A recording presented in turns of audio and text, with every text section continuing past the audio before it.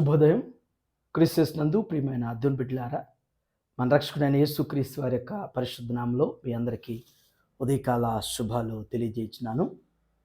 31 జాన్లో ఈ మంత్లో చివరి దినంలో ఈ ఉదయకాల సమయం దేవుని యొక్క స్వరమైన కృపను దేవుడు మనందరికీ అనుగ్రహించున్నారు. అంత మాత్రమే కాకుండా ఈ వీక్లో కూడా లాస్ట్ డేలో దేవుడు అనుగ్రహించినటువంటి గొప్ప కృప ఆధిక్యత, దేవుడి నూతన సంవత్సరంలోనికి మనం ప్రవేశపెట్టి ఈ 2026 సంవత్సరంలో మొదటి మాసం మరి 31 దినాలు మరి మనల్ని, మన కుటుంబాన్ని, మన బిడ్డల్ని ఆయన హస్తాల్లో భద్రపరిచి పోషించి సంరక్షించి లాస్ట్ డేలో ఈ ఉదయం దేవుని స్వరమైనటువంటి కృపను దేవుడు మనకు అనుగ్రహించడాన్ని బట్టి మరి దేవునికి మనం ఎంతో కృతజ్ఞతలు చెల్లించాల్సిన వారిగా ఉన్నాం. ఈ దినం మనం టీఎల్సిన దిన ఆహారంలో దేవుని యొక్క వాక్యాన్ని మనం జ్ఞాపకం చేసుకుందాం. అపోస్తలుడైన పౌలు హెబ్రీయులకు రాసినటువంటి పత్రిక 13వ అధ్యాయం 5వ వచనాన్ని చదువుకుందాం. ధనాపేక్ష లేని వారై మీకు కలిగిన వాటితో తృప్తి పొంది ఉండుడి.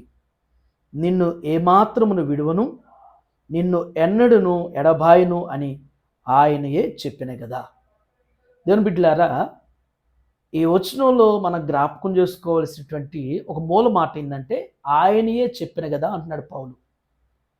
ఆయనయే చెప్పిన కదా అంటే ఎవరు చెప్పారు అంటే స్వయాన యేసుస్వామి వారు జ్ఞాపకం చేసిన మాట. ఏమని జ్ఞాపకం చేశారంటే ధనాపేక్ష అనేటువంటిది మరి లేనివారిగా మీకు కలిగిన దాంతో తృప్తి పొందుడి అనేటువంటి మాట ప్రభువారు జ్ఞాపకం చేశారు. దాని బిడ్డలారా, ధనాపేక్ష అనేటువంటిది మరి లేఖనంలోని జ్ఞాపకం చేసినట్లుగా సమస్తమైనటువంటి కీడులకు మూలమని చెప్పబడింది. ధనం, డబ్బు అనేటువంటిది అవసరమే, కష్టపడాలి, సంపాదించుకోవాలి.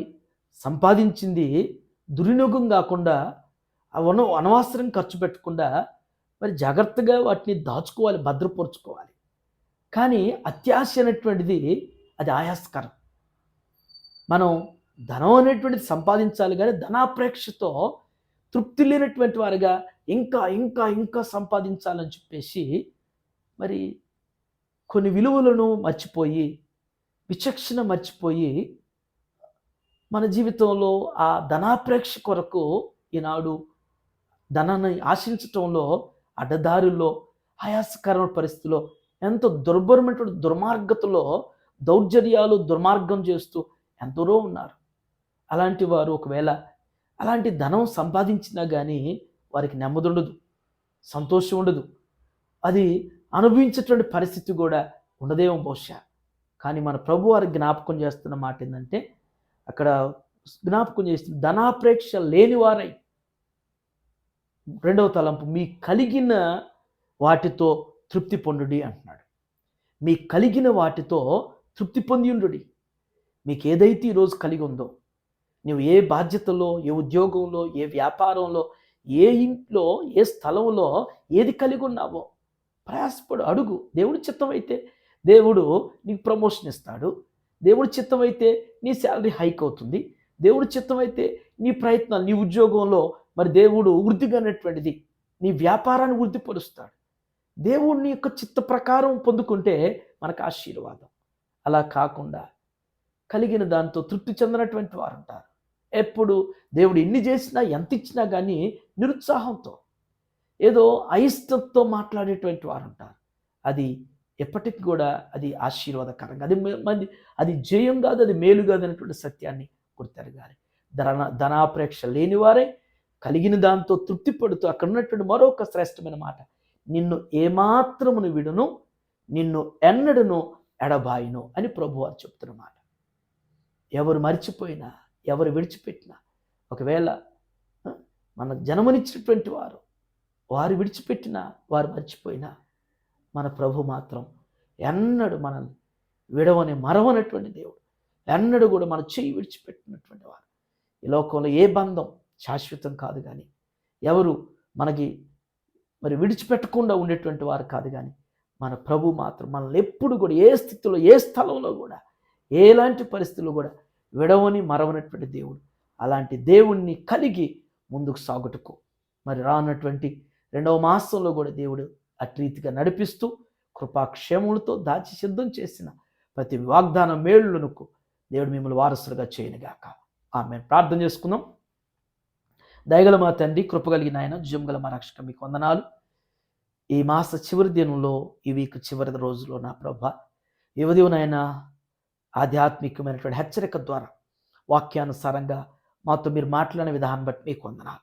ధనాపేక్ష లేని వారై దేవ కలిగిన దాంట్లో సంతృప్తి కలిగి ఉండమని జ్ఞాపకం చేశారు. దేవా భక్తులైనటువంటి వారు నాయన దేవా ధనాన్ని సంపాదించారు కానీ ధనాపేక్షకులుగా మిగలలేదు. అయ్యా వారు కలిగిన దాంతో నాయన తృప్తిపడ్డారు. కలిగిన దాంతో మిమ్మల్ని ఘనపరిచారు నాయన. కలిగిన దాన్ని బట్టి నాయన మీ ఎదుటికి తెచ్చిన ఆయన మీకు దేవస్తుతులు చెల్లించిన ఆయన ఆనందించారు నా తండ్రి. మా జీవితంలో కూడా నా తండ్రి మేము ధనాపేక్ష లేని వారిగా కలిగిన దాన్ని బట్టి నేను సంతోషించి సంతృప్తి కలిగేటువంటి వారిగా దేవ మమ్మల్ని ఎన్నడూ కూడా విడవను ఎడబాయనని సెలవిచ్చేట్లుగా నా తండ్రి మమ్మల్ని ఎన్నడూ కూడా విడిచిపెట్టినటువంటి మర్చిపోయినటువంటి దేవుణ్ణి మిమ్మల్ని కలిగి ఉన్నందుకు నా ప్రభువా మేము ఎంతో ధన్యులుగా మేము ఎంచుకుంటున్నాను స్తుతించేటువంటి వారుగా నడిపించండి తండ్రి.